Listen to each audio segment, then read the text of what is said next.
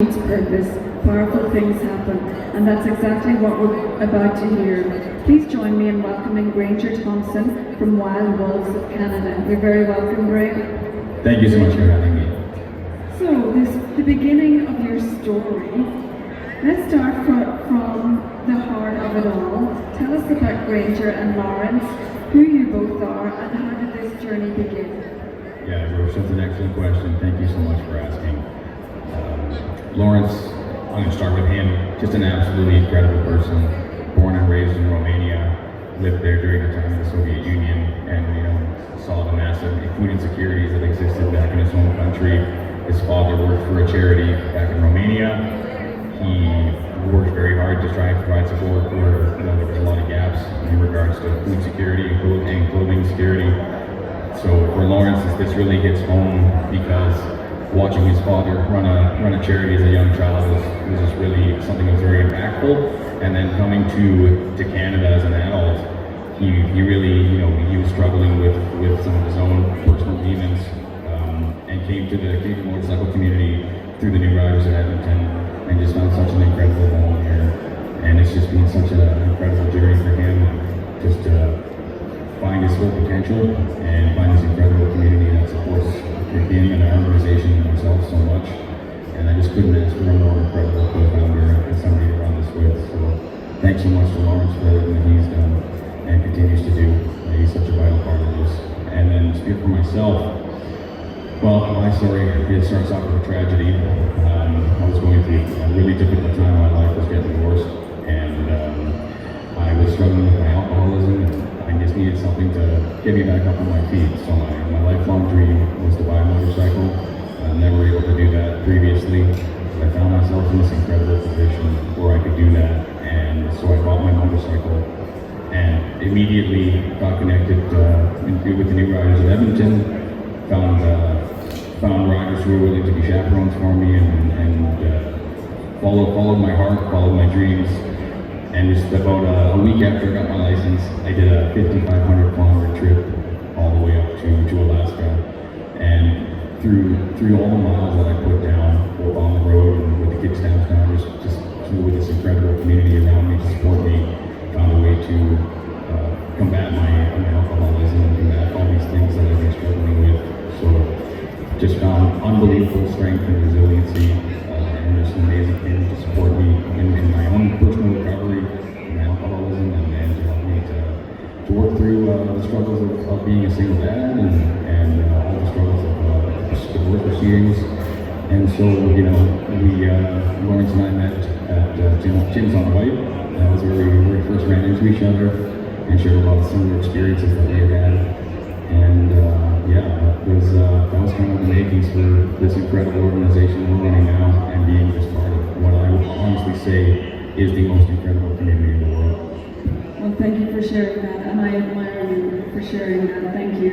So that first real ride when you got your motorcycle, and a week later you packed it up, you hit the highway, wind in your face. What did that feel like? What was that freedom like for you?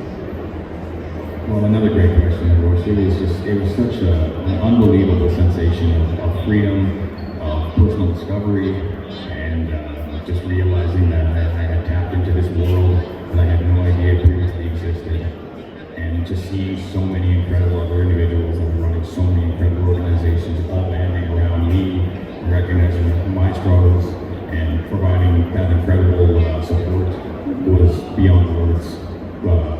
For me, as much as the miles that I put down on the road, how much that meant to me, it really was the community that banded around me, and the time with the kickstand down was worth just as much, if not more, than the time that I was up putting down hard miles, both on the road and within myself.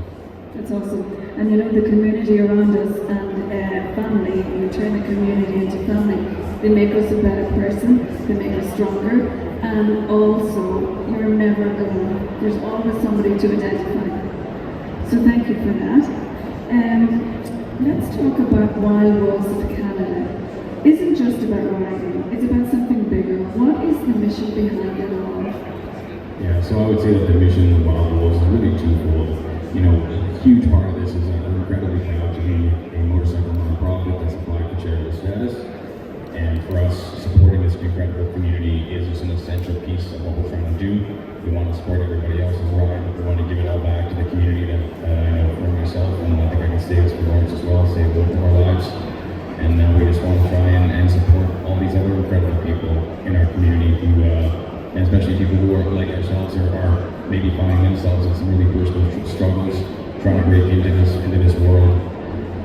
Being able to sort of look in the mirror and become that community that rallied around us, doing that for other people, that's kind of that's a vital and main purpose of what we're trying to achieve.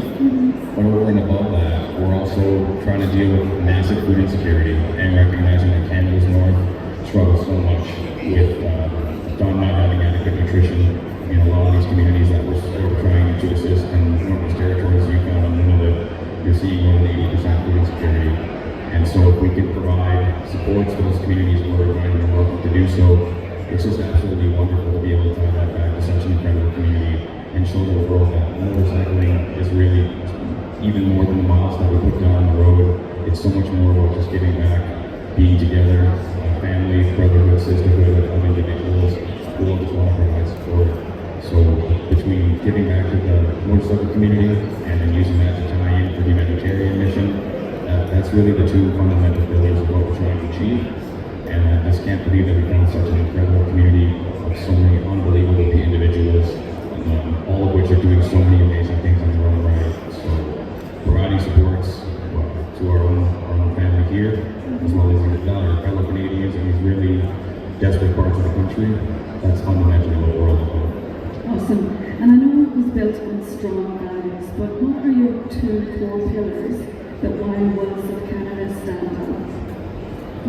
Thanks so much for asking that. For us, the two pillars that we're ultimately trying to stand on are humility and respect. We just have so much enormous respect for the incredible individuals in our community that are doing so many great and incredible things, filling so many gaps to support riders, make riding safer, making it more accessible, just learning under their guidance and their insights, and having so many amazing people who have been doing this for so many years is so incredibly special. And also, you know, approaching with humility and respect the communities that we aim to support in the North, because it is really important to recognize that we are working with a lot of remote Indigenous communities, and these are sovereign nations that have self-determination, and that needs to be respected, and for us that's just not negotiable. And to approach not with principled solutions, but to just work where we're inviting them welcome to do so, and allowing the communities to identify the ways that they would like us to assist, and following their lead. Because ultimately, when you go to another country, you have to ask for permission before you go there. We feel it should be the same with these nations as well. Thank you so much for that, and everybody needs a little bit of help. We're always chasing the horizon. So what is on the roadmap for you and Lawrence in 26? Yeah, we're so excited about what we're doing this year. 2026, our goals are to run a motorcycle ride up to Dawson City in the Yukon. That's largely going to be to ride the paved section of a much bigger initiative for 2027. I'll touch on a little bit here. But we're also looking to do 11,000 pounds of non-perishable foods up to the northernmost regions of the Northwest Territories. And the goal there is to try and fill some of the gaps of lack of nutrition and massive food insecurity, so that communities know who we are, they understand that we're there to support what we're welcome to, and it's such an incredible honor to be surrounded by such an amazing community of individuals here in our motorcycle family, as well as being able to support communities up in the north that have just self-determined that they're interested in what we've shown them that we're capable of offering. So that's our 2026 goals, is our ride up to Dawson and this delivery of 11,000 pounds of food. That is fantastic, amazing work going on behind the scenes. So, looking a little bit further down on your vision for 27, where is that taking you? Yeah, I'm so glad that you asked that question. The smile on her face, I know. The ride to 2027 is just going to be absolutely incredible. We're planning 100 motorcycles from Edmonton all the way up to the Arctic Ocean. That ride's going to be fully supported with ground supports. So we've got Sean O'Donnell, owner-operator of Arctic Moto. They do motorcycle tours from Whitehorse up to the Arctic Ocean. They're going to be giving us extra motorcycles, support trailers, vehicles, mechanics, mechanics, tools, the works, to follow us all the way from Edmonton to Tuckayucta, making it super safe, super accessible for everybody who would like to come. And we're also working on getting fuel sponsorships for that as well, so nobody would have to pay for any of the fuel. The only price would be an initial registration price that will let people know closer to the date. We're going to open up registration January 1st, 2027. And once we have 100 riders, we'll launch the ride on August 1st, 2027, giving ourselves enough time to plan this out properly, make sure that we're not jumping the gun, and doing it in a way that makes it totally safe, super accessible, and ultimately just totally life-changing for everybody that's going to come on board. And alongside of that specific ride, we're going to be sending 4 trailer loads of food up to the Inuvik Food Bank.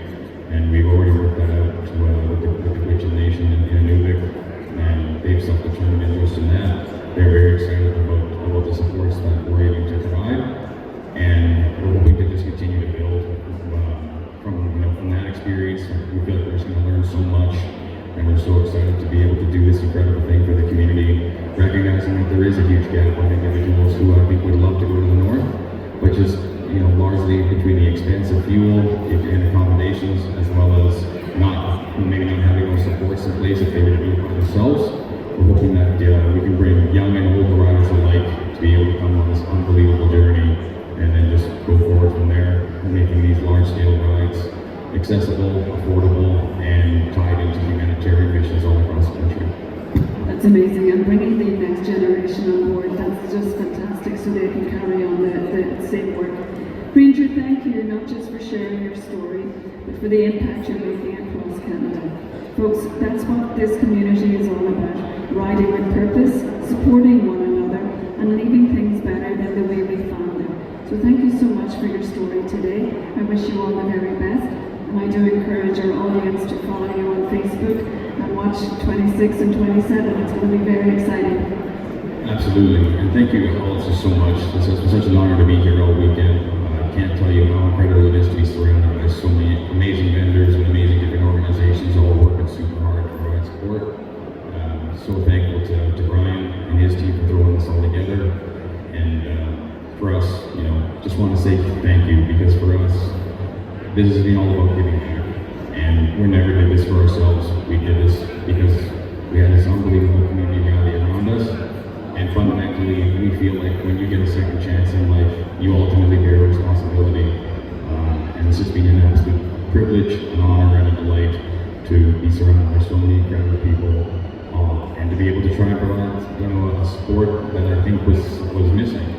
And following in the lead of so many other groups that have done the same thing, recognizing gaps and coming up with really unique, innovative, practical ways to do that. So, without further ado, this whole weekend we've been collecting donations in support of our mission. We're really proud to be a volunteer-led initiative, so all the money that was raised will be going directly to this, buying food supports, paying for freight and things. And alongside that, we're running a small draw for everybody that donated. So it's going to be 3 separate draws. We're going to do the small draw, the medium draw, and the big draw. And so, Rose, if you don't mind, Of course. I'm going to get you to hang on to this ticket box here. I'm going to turn this way. You get it in good shape. You're going to pick a ticket? Yeah, I'll pick up the ticket. The first ticket that we pick will be for the small prize, but everybody who entered has a chance to win any one of the 3. So, Okay, here you go. yeah, okay, I'm just going to give it a good shake. And the first ticket number for the small draw is Nate Cobb. Nate Cobb. And that's ticket number 739019. 739019. I'm just going to take a quick second here. I'm going to write that number down. Yes, if you don't mind.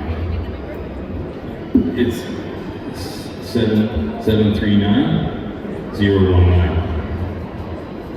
The first one. Okay. And if you don't mind giving that another shake, I will go ahead and grab it. Okay. Second name is Brian Shaw. Brian Shaw. And those numbers are 739021. 739021. Congratulations to Brian, as well as to Nate. So this is going to be for the final draw. This is a large draw. So whoever wins this one was kind of winning the largest pot that we put together. And I'm just going to go ahead, get us a good shape. Got a ticket. This one is for Jean Guy Charade. Jean Guy Charade. And that ticket number is 739023.